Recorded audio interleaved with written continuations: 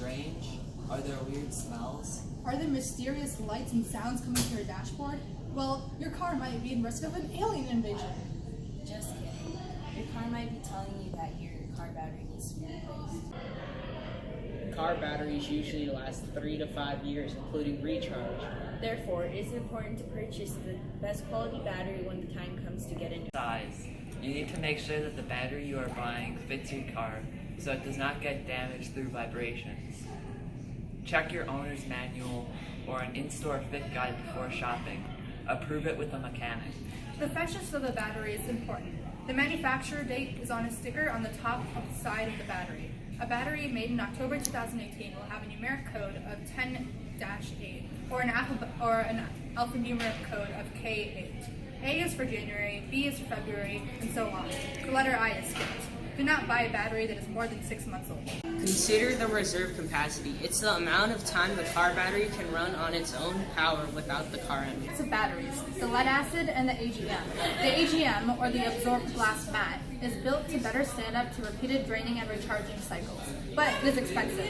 The lead acid is the regular type that costs less and is less efficient at storing or recovering charge than the AGM. Battery manufacturers will charge higher for their car batteries, ranging from $120 to $250 each. More common brands charge from $50 to $70 per battery.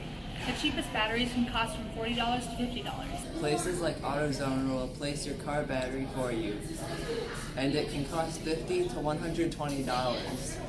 If you don't want to spend all that extra money, we will teach you how to change your car battery at home. First, you need to know when your battery is starting to die on you. Signs of this include a slow engine crank, strange or dim indicator lights, corroded connectors or terminals, when the battery fluid level is below the lead plates, a swollen battery casing due to excessive heat, and battery leaks signified by a sulfur odor. These symptoms result from a faulty or depleting power source. It is better to change your battery as soon as possible so you don't end up stranded on the side of the highway. Not many tools needed to replace your battery. It is important to prioritize safety so you don't get shocked.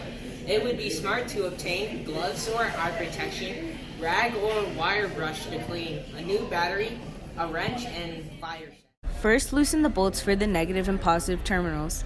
Do not remove them completely. You don't want to lose them inside your car's engine. Remove the clamp holding the battery in place. Unscrew the bolt of one side and pull the rod out. Then the clamp should be able to be pulled out easily. Use a screwdriver or pliers to loosen the terminal from the post by widening the terminal clamps and carefully remove the terminals from the posts. Make sure that there are no metal objects touching both posts simultaneously. That's shock territory. Slide off the battery frame and carefully lift the battery out. It is heavy, so have some leverage when removing it. Use the rag or wire brush to clean out the positive and negative posts and terminals. Clean out any debris. You can use lubricant like grease or Vaseline. Place your new battery into the space.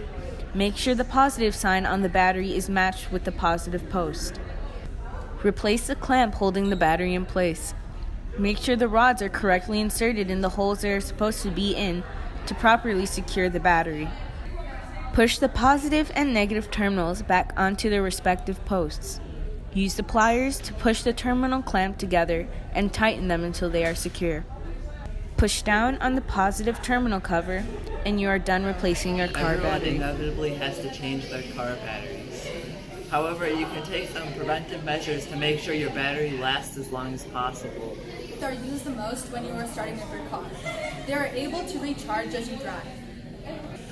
In order to prevent early damage, you should take occasional longer trips instead of a lot of short trips, since the battery charges from the energy you make when you drive. You also shouldn't leave car lights on when not in the car. It burns energy unnecessarily. Don't let the car sit idle for long periods of time. The battery will kill energy without being able to recharge. So the next time your car acts like it's being hijacked, don't wait and fix your car battery at home.